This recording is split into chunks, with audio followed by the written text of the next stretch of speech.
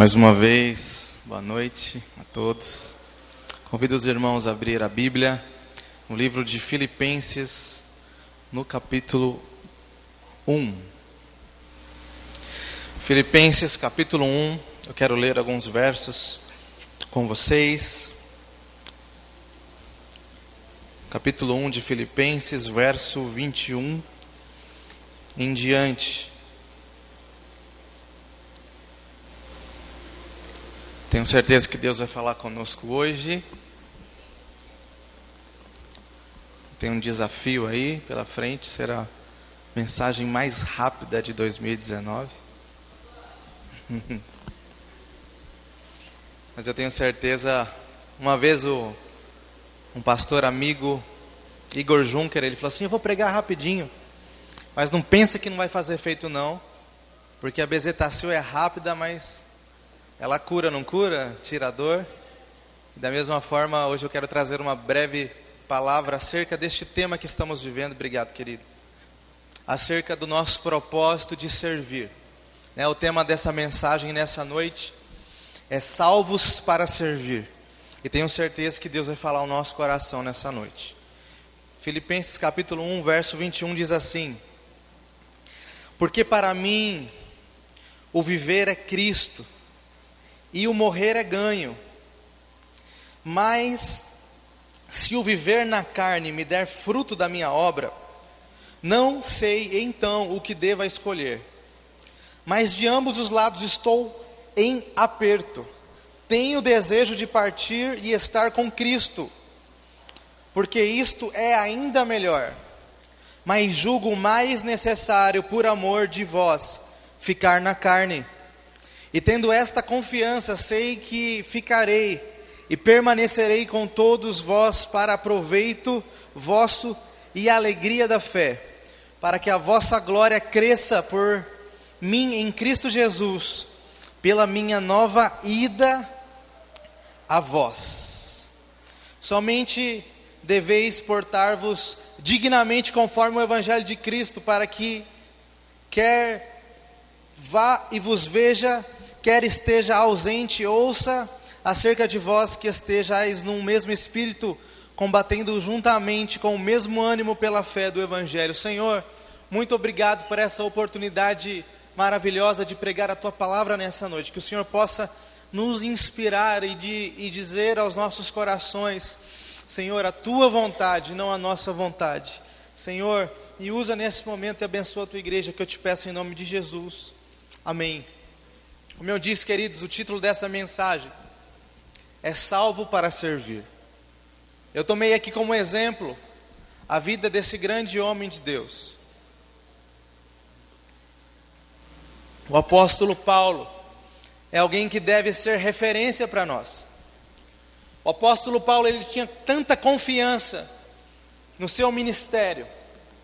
O apóstolo Paulo, ele tinha tanta confiança no seu chamado. O apóstolo Paulo tinha tanta confiança no seu caráter, que ele disse assim: sedes os meus imitadores, como eu sou de Cristo. Precisa de muita coragem, precisa de muita verdade para dizer isso, não é? Estava dizendo: olha, nosso desafio é ser igual a Jesus, mas Jesus não está aqui nesse momento entre nós. Então, olha para mim, porque olhando para mim vocês estarão vendo a Cristo. Eu ando como Cristo andou, a minha atitude foi a mesma atitude de Jesus. Isso é maravilhoso. É interessante que este homem chamado Paulo, que antes se chamava Saulo, mas teve o seu nome e a sua vida mudada por Jesus. Ele é como muitos de nós, que não nasceu num berço evangélico. Tem muita gente que tem dúvida, né? O que é um berço evangélico? Ele fala: mas pensei que as pessoas nascessem no hospital. Como que é o berço crente e o berço não crente? Quando nós falamos o berço evangélico, quer dizer que a pessoa nasceu em uma família que acredita em Jesus Cristo. Isso é maravilhoso. Eu tive esse privilégio. Mas isso não é condicional para que você seja uma bênção na sua geração. Já pensou que só quem fosse salvo desde criancinha, frequentasse a igreja desde que nasceu, só essas pessoas pudessem ser relevantes no reino? Quando nós olhamos pela palavra, nós vemos que Paulo foi um dos mais relevantes, talvez o mais relevante, e ele conhece a Jesus já na sua vida adulta. Porque não importa, queridos, o tempo que você serve a Jesus, o que mais importa para Ele é a intensidade com que você se entrega a Ele. Isso faz mais diferença do que o tempo. Tem muitas pessoas que estão a vida inteira dentro da igreja e infelizmente produzem muito pouco. Tem outras pessoas que conhecem a Jesus e já querem se doar e se entregar e fazer tudo por Ele. E esse homem, ele foi assim, desde o momento que ele recebe a Jesus, desde o momento que ele tem um encontro com Jesus, que ele crê em Jesus, ele recebe uma palavra dizendo que ele seria um vaso de honra, que ele tinha uma missão a cumprir. Ele assume a sua missão, ele acredita, ele entende que ele vai ter que passar por coisas difíceis na fé, porque servir a Jesus não é um mar de rosas.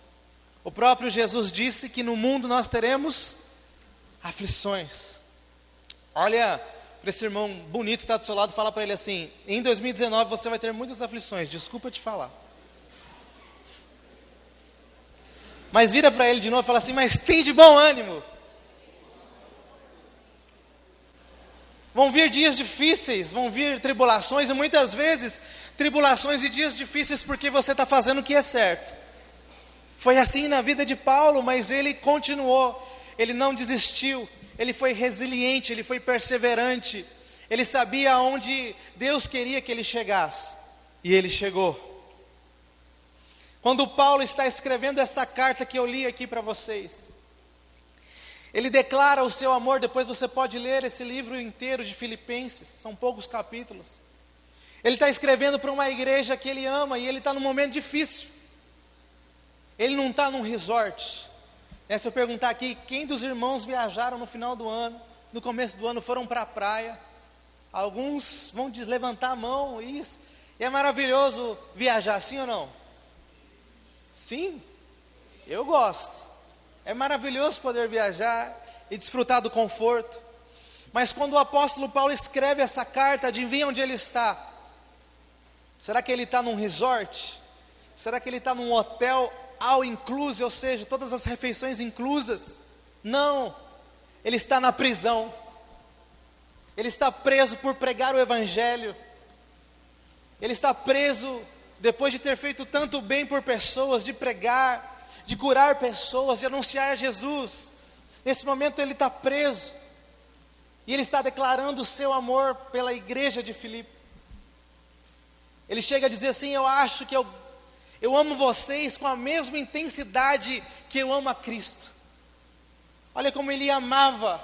É lindo, eu estava lendo hoje esse texto, eu fiquei até emocionado de ver como Paulo amava aquelas pessoas, como Paulo se importava com eles e como isso era recíproco. Essa igreja também se importava com ele, ajudava ele em todas as suas necessidades. Então ele disse para aquela igreja: olha, eu amo muito vocês, eu não vejo a hora de estar com vocês novamente. Eu me alegro em vocês. Ele ensina, ele exorta, ele inspira, ele anima aquela igreja que está fora da prisão, mesmo ele estando dentro da prisão. Isso é uma característica incrível que poucas pessoas têm. A pessoa está passando a maior luta, a maior dificuldade, a maior tempestade, mas ainda assim ele tem a capacidade de motivar o outro, mesmo estando numa condição difícil. Esse era Paulo, alguém que parece que não conhecia a falta de motivação. E sabe o que ele escreve aos queridos irmãos? Olha, tentaram prender o evangelho, mas não deu certo, não surtiu o efeito que eles esperavam. Eu estou aqui na prisão e os guardas já se converteram. Todo mundo ficou curioso pela mensagem de Jesus, e os funcionários também se converteram. E algumas pessoas que gostavam de pregar, viram que eu estava preso e começaram a pregar na rua. E começou um despertamento espiritual, as pessoas começaram a se animar. Mesmo Paulo estando preso, ele estava criando uma revolução aonde ele estava.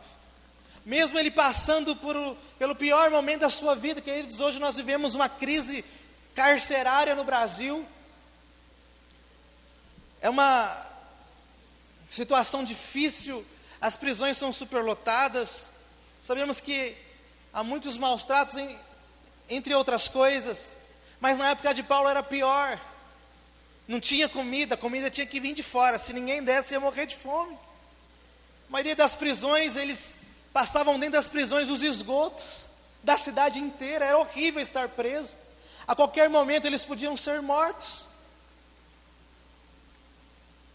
Não tinha imprensa, não tinha direitos humanos, era algo difícil, mas mesmo assim, aonde ele estava no momento difícil, ele estava falando de Jesus. Conseguiram prender o seu corpo, mas não prenderam a sua missão. Paralisaram fisicamente Paulo, mas o propósito de Deus na vida dele não foi paralisado, mesmo ele estando preso. Ele continuava a cumprir o ministério que ele recebeu de Jesus. Isso é incrível, queridos. E é interessante que no meio de tudo isso, dessa carta, no comecinho desse capítulo, depois de saudar os irmãos, declarar o amor, falar do que está acontecendo com ele e através dele naquele lugar, ele revela um dilema. Ele diz assim: olha, para mim, eu estou pronto para morrer, estou pronto para viver. Ele cita no texto, no verso 21, que para ele o viver é Cristo. Enquanto ele estiver vivo na terra, o que mais importava para ele era Cristo. Mas que também para ele o morrer era lucro, o morrer era ganho. Ele diz assim: para mim é muito melhor estar com Jesus. Pensa num homem que estava sofrendo, pensa num homem que não tinha uma vida 100%, alguns teólogos acreditam que ele tinha uma grave doença na sua visão, e ele até ora para que Deus tire um espinho na carne dele, algo que fazia ele sofrer. Ele diz até que era como se o diabo esbofeteasse a sua cara, mas o Senhor respondeu e disse: a minha graça te basta, eu não vou tirar isso de você, para que você não seja orgulhoso. Eu vou te dar força, mas você vai ter que conviver com isso. A vida de Paulo não era perfeita não, queridos, e ele está num dilema que ele revela nesse texto, e isso é incrível.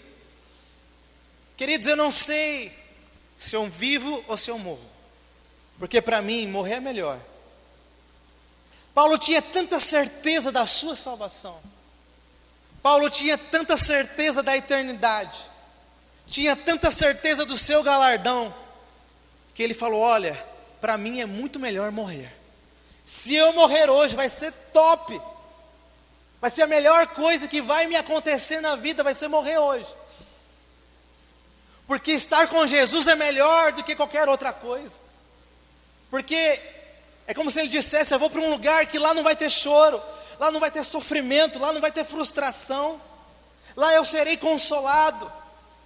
É como se ele declarasse os versos da Bíblia que diz: nem olhos viram, nem ouvidos ouviram, nem jamais penetrou em coração humano aquilo que o Senhor tem preparado para aqueles que o amam.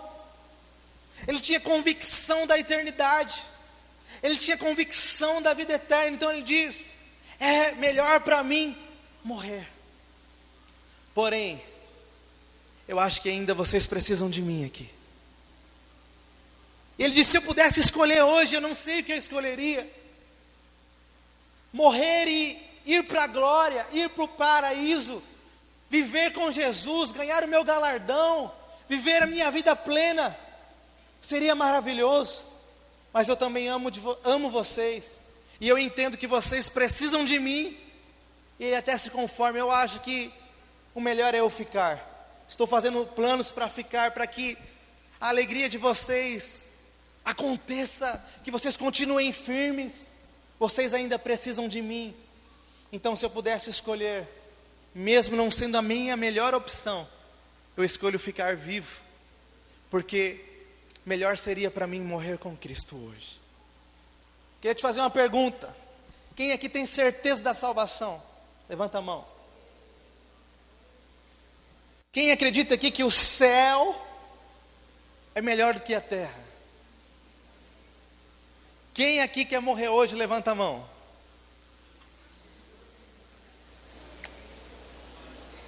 Três pessoas. Queridos, pensa comigo. Se estar com Jesus é o melhor, e é melhor, se a vida que o Senhor tem para nós é melhor do que essa, por que não morrer hoje? Vamos fazer uma fila aqui, cancela a feira de ministérios, vou orar um por um para Deus levar, ainda essa semana, ainda hoje. Muitos dirão, ó, Senhor, vou dizer isso para Deus, Senhor, eu tenho que casar ainda, Senhor, misericórdia. Muitos têm paixões nessa vida, objetivos, coisas que ainda não viveu. Mas, queridos, o que esse texto nos traz de incrível e importante é entender que nós fomos chamados mais do que para ser salvos. O maior propósito da minha vida e da sua vida é a sua salvação. Nós acreditamos que o Senhor Jesus, Ele ressuscitou dos mortos, e Ele disse, eu vou, mas eu voltarei para buscar vocês. Eu vou, mas eu vou preparar lugar. Então, a salvação é o nosso maior alvo, é o nosso maior objetivo. Mas se fosse só a salvação, a gente precisava orar o tempo inteiro para Deus nos levar logo dessa terra. Porque não faz sentido ficar aqui sofrendo. Não faz sentido ficar aqui chorando enquanto um paraíso nos espera. É a mesma coisa de falar para alguém assim, olha, o que você prefere? Ficar o dia inteiro no metrô lotado, 5 horas viajando dentro do metrô lotado sem sentar, ou ir para uma praia paradisíaca, tomar água de coco e comer camarão. Alguns não gostam de camarão, mas pode substituir pela batata frita.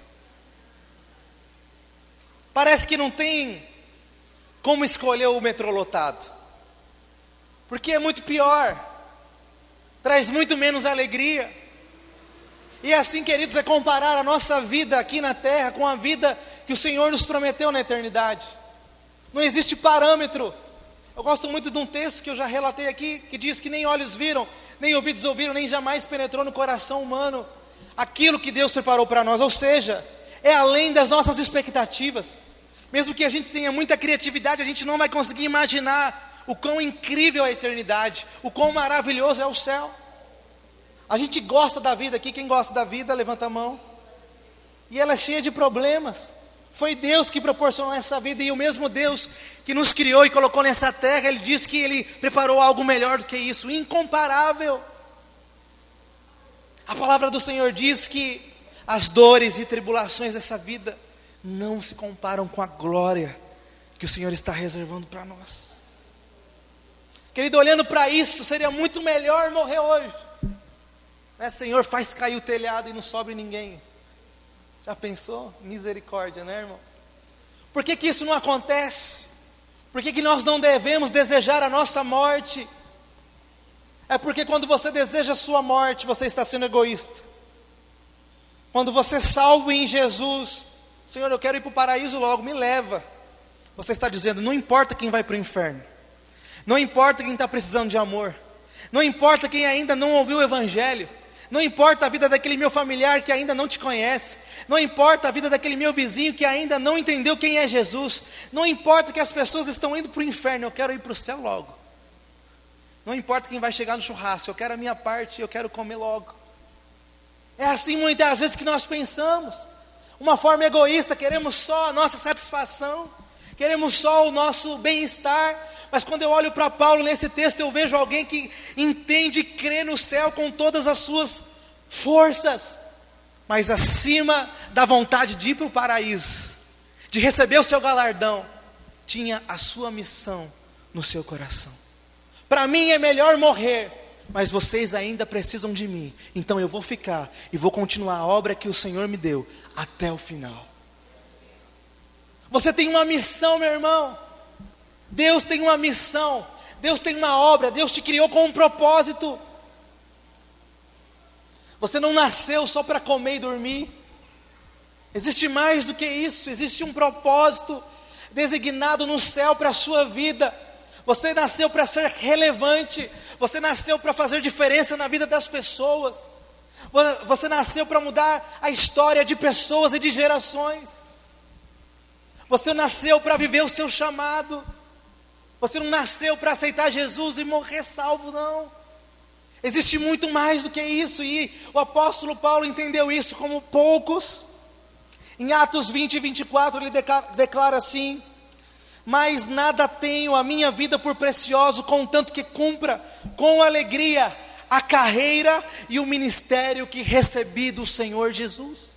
Ele podia ter declarado: mais precioso para mim é a minha salvação, e que todo mundo possa ir para o inferno, importa é que eu esteja no céu, e quanto mais vazio, melhor para mim. Não.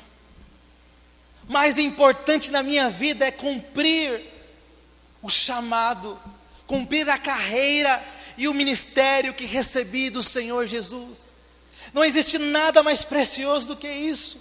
Paulo entendeu isso e ele vivia para isso. Ele era salvo, conquistou a sua salvação, creu em Jesus. E depois que ele creu, ele agarrou a sua missão.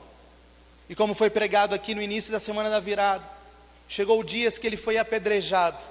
E quando ele foi apedrejado, pararam de jogar pedras porque pensaram que ele estava morto. O que ele fez? Levantou e continuou. Certa vez, o navio afundou, ele ficou 3 dias sumido, perdido no abismo. Quando ele voltou, ele continuou. Certa vez, ele estava num lugar, numa ilha, e uma cobra picou ele. Queridos, ser picado por uma cobra numa ilha é uma coisa meio difícil. Eu já fui para a Amazônia, e a gente ia a alguns lugares que você perguntava para a pessoa assim: está tudo bem? Mais ou menos, minha esposa foi picada por uma cobra aí. Aonde? Aí onde você passou? Essa semana passada ficou meio mal, a gente teve que matar a cobra, pegar o barco, e 5 horas de barco dentro do rio para chegar no hospital, tirar o soro da cobra para poder viver de novo. Né? Quem conhece de cobra sabe que é assim. Você tem que pegar o veneno da cobra, saber que cobra que te picou para você ter uma chance de sobreviver, se a cobra for venenosa. A cobra picou o apóstolo Paulo, ele pegou a cobra, Jesus curou ele, ainda pregou e um monte de gente se converteu. A missão era algo clara para ele, era muito importante para ele. E diante disso, queridos, eu quero pontuar algumas coisas com vocês para eu encerrar essa mensagem. Você pode dar um glória a Deus por isso? Diante dessa história maravilhosa, desse exemplo do apóstolo Paulo, de mesmo tendo a certeza da sua salvação e que se ele partisse naquele momento ele teria um lugar melhor para estar, ele resolveu ficar para cumprir a sua missão. Eu quero pontuar algumas coisas. Primeiro, nós somos salvos para servir e não servimos para ser salvos. A palavra do Senhor diz em Efésios capítulo 2, verso 8, que a salvação é pela graça, mediante a fé, para que ninguém se glorie. Você não é salvo porque você é bonito. Você não é salvo porque você dá oferta. Você não é salvo porque você vive uma vida longe do pecado. Não é por merecimento, é pela graça. O que é a graça? A graça é o favor imerecido. É pela graça, mediante a fé, para que ninguém se glorie. Muitas pessoas acreditam que a salvação vem pelas obras. Algumas religiões, as pessoas acreditam assim. Então são as pessoas que fazem o bem, são as pessoas que mais trabalham em projetos sociais, que doam dinheiro para instituições, porque eles acreditam que a salvação vem disso, de servir. Quanto mais eu sirvo, mais eu estou salvo. E muitas pessoas na igreja estão enganadas. Eu vou dar o meu nome, vou participar dos ministérios, porque só assim eu vou ser salvo. Não é assim que a gente deve olhar o ministério.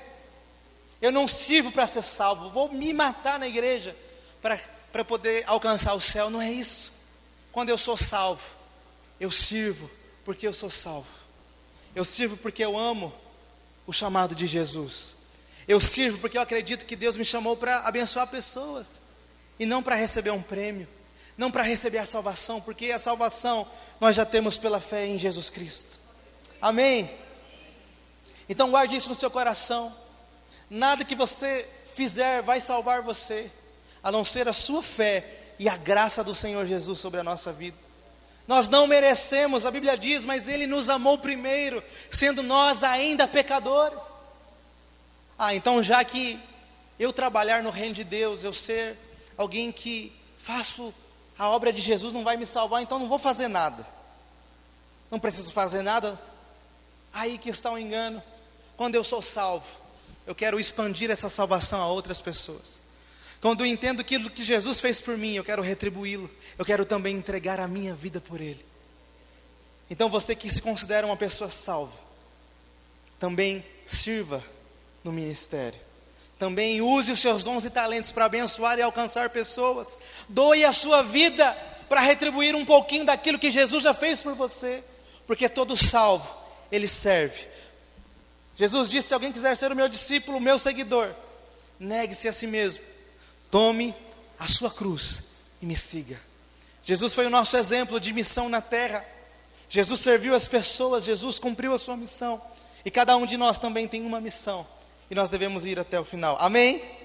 Segundo, fomos escolhidos para continuar as obras de Jesus. João 14, Jesus já perto de partir, ele diz assim para os seus discípulos: aquele que crê em mim fará as mesmas obras que eu fiz, e ainda maiores, porque eu vou para o Pai. Você crê nisso? Eu acho que você não creu. A palavra do Senhor diz: se nós crermos, a nossa vida pode ser parecida com a de Jesus. As nossas atitudes podem ser parecidas com a de Jesus. Ele diz, ele vai além: olha, aquilo que eu fiz, vocês podem fazer ainda maior, porque eu vou para o Pai. A gente lê a história de Jesus e acha incrível. A gente lê a história de Jesus e acha maravilhoso. A gente olha para Jesus e fala: nossa, que homem, que profeta, que coisa maravilhosa. Isso está disponível para nós. Jesus nos chamou para continuar uma obra de salvação no mundo. Jesus nos chamou para continuar uma obra de amor no mundo. Jesus nos chamou para continuar a obra de estender a mão para aquele que ninguém quer estender a mão no mundo. Nós fomos chamados para continuar aquilo que Jesus começou. Jesus quebrou muitos dogmas. Jesus quebrou muitos paradigmas naquela época, como foi pregado aqui também nesses dias. Jesus colocava as pessoas acima das coisas. Jesus curava no sábado. Jesus tocava o leproso. Jesus almoçava na casa do corrupto.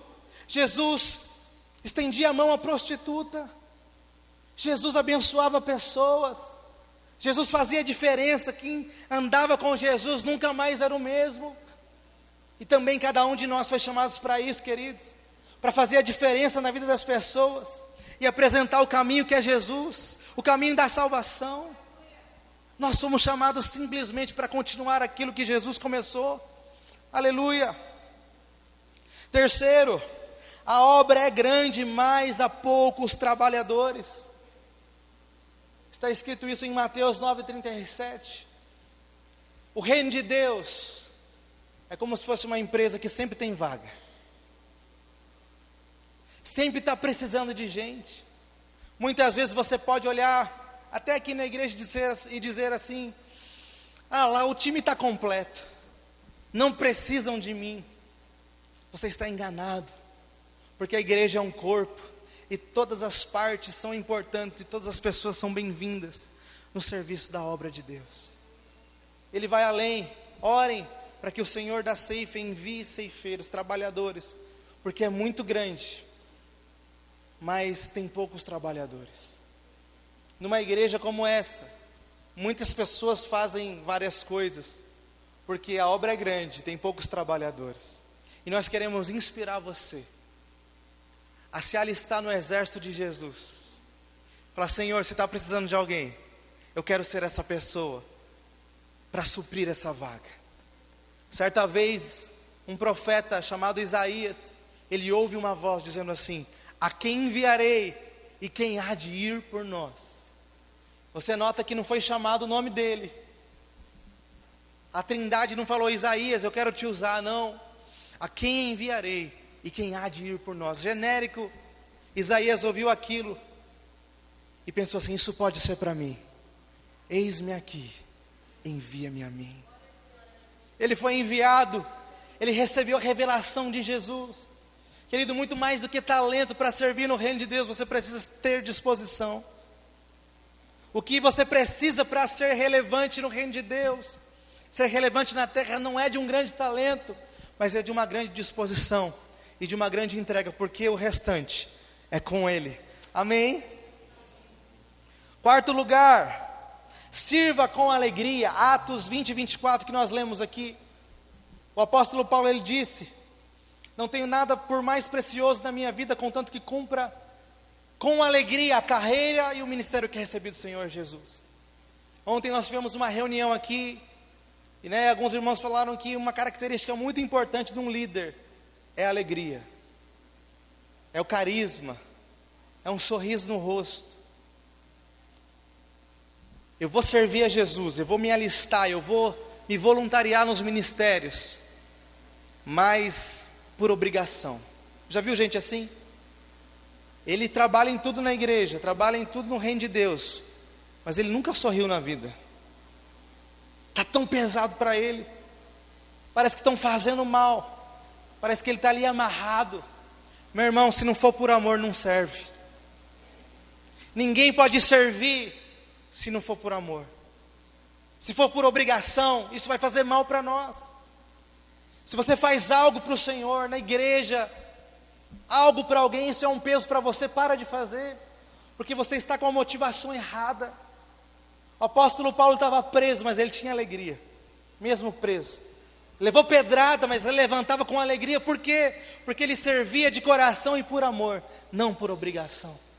Se você quer servir as pessoas, se você quer ter um ministério relevante, não se esqueça disso. Parece bobo, mas a alegria faz parte de quem é chamado por Jesus. Você pode dar um sorriso? Tem uns irmãos aí que não está muito feliz não. Seja alegre, meu irmão. Faça a obra de Deus de forma alegre, de forma leve, mesmo nos momentos difíceis. Seja uma pessoa que tenha a alegria da salvação. Essa ninguém pode tirar. Mas tudo que você for fazer, não se esqueça disso. Nós precisamos servir com alegria. Alegria de cumprir o nosso chamado, isso é muito importante. 5 e penúltimo.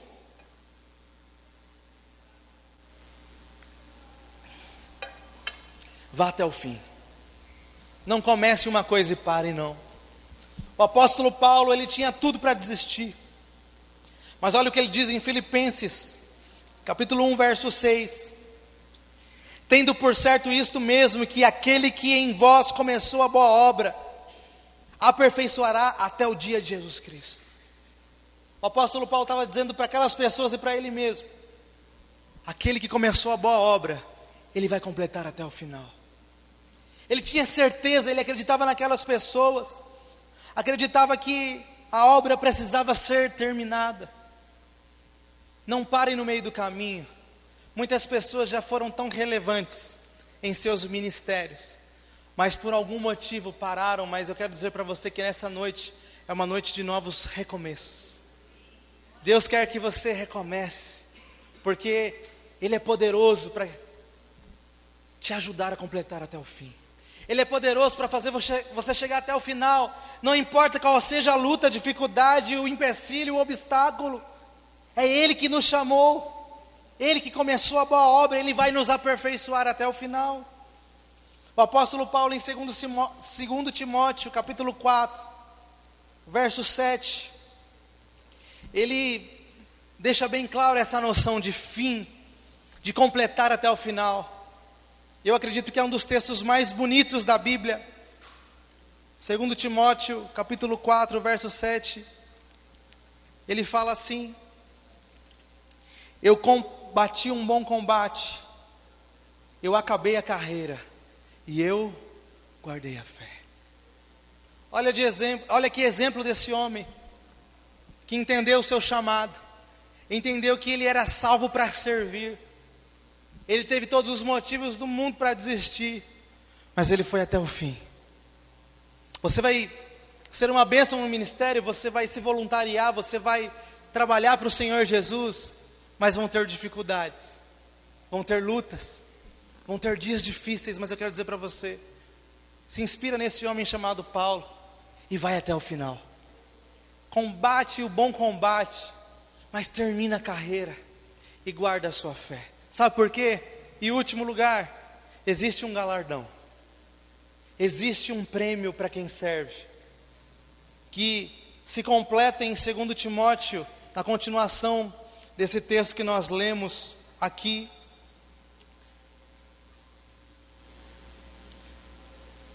Diz assim: desde agora a coroa da justiça me está guardada, a qual o Senhor, justo juiz, me dará naquele dia, e não somente a mim, mas também a todos os que amarem a sua vinda. Naquele tempo, queridos, a coroa era um prêmio, era algo glorioso quem recebesse a coroa, e ele faz essa analogia para dizer que ele sabia pelo qual ele estava batalhando, ele sabia que todo o esforço que ele fazia não era vão no Senhor, ele sabia que existia uma recompensa, ele sabia que o Senhor tinha um galardão para ele. Então quando ele apanhava, ele sabia que ele estava sofrendo, mas um dia o Senhor enxugaria dos seus olhos todas as lágrimas. Ele sabia que ele estava sofrendo, mas um dia ele sabia que aquele sofrimento ia acabar. Meu irmão, vai valer a pena. Eu queria orar com você, queria que você ficasse de pé. Vale a pena servir a Jesus. Vale a pena trabalhar para Jesus. Vale a pena entregar a sua vida por Ele. Vale a pena entender que você tem um chamado e um ministério para cumprir. Meu irmão, vale a pena. Hoje nós temos um dia especial, onde depois do culto, nós vamos estar mostrando para vocês um pouquinho de cada ministério na igreja. Alguns não estão ali representados, mas são áreas diferentes que você pode se voluntariar e começar a trabalhar na igreja para Jesus. Porque nós entendemos que nós somos salvos para servir. Todo salvo, ele tem no coração um chamado. Toda pessoa que é salva tem uma missão no seu coração. Simplificando essa missão, qual é a missão? Simplesmente continuar aquilo que Jesus começou, até que todas as pessoas sejam salvas, até que todas as pessoas sejam amadas, até que todas as pessoas sejam alcançadas. E quem Deus vai usar para isso? É você, meu irmão. É você que Deus quer usar. É você que Deus quer levantar nessa igreja para alcançar essa vizinhança. Ai, mas tem tanta gente que não foi alcançada, meu irmão. Eles estão esperando você. Você é a resposta de Deus para alguém. Eu não sei qual é a área que Deus te chamou. Eu não sei qual é a área que queima no seu coração, mas eu sei que existe algo de Deus queimando no seu coração. E existem pessoas esperando o manifestar de Deus através de você. O que você precisa não é de talento, mas é de disposição. É entregar a sua vida. É fazer. É dizer igual a Isaías: Senhor, eis-me aqui. Envia-me a mão. Envia-me a mim. Me envia, Senhor, e faz a tua vontade. Vamos orar nesse momento. Senhor, em nome de Jesus nós oramos, Senhor, diante dessa palavra. Espírito Santo, faz aquilo que ninguém pode fazer.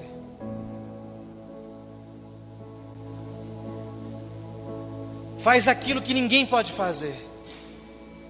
Espírito Santo, como o Senhor foi com Paulo e manifestou em seu coração o seu chamado, desperta os chamados e os ministérios hoje no coração de cada um que está aqui, Senhor. Em nome de Jesus, que nós possamos entender que ser salvo não basta. Nós fomos chamados para alcançar pessoas, fomos chamados para ser relevantes, fomos chamados para agir com paixão naquilo que recebemos do Senhor na nossa vida. Ó Pai, em nome de Jesus, que essa noite seja o início, seja um marco, Senhor, na vida dessa igreja, de consciência Senhor, do nosso trabalho no Senhor, do nosso chamado em Ti. Muitos aqui, Senhor, têm a consciência daquilo que foram chamados, então desperta esse, Senhor. Muitos não têm noção do que podem fazer, então revela em seus corações que eles são importantes, e assim como Paulo, Senhor, que tinha um passado que desabonava ele foi uma bênção para a sua geração, eles também podem ser. Não importa o nosso futuro, importa o nosso presente, importa a nossa disposição muito mais do que o nosso talento, porque todo talento, toda graça, toda unção, toda capacidade vem de Ti. Ó Pai, em nome de Jesus, desperta o nosso coração, desperta o coração de cada um, em nome de Jesus, Senhor.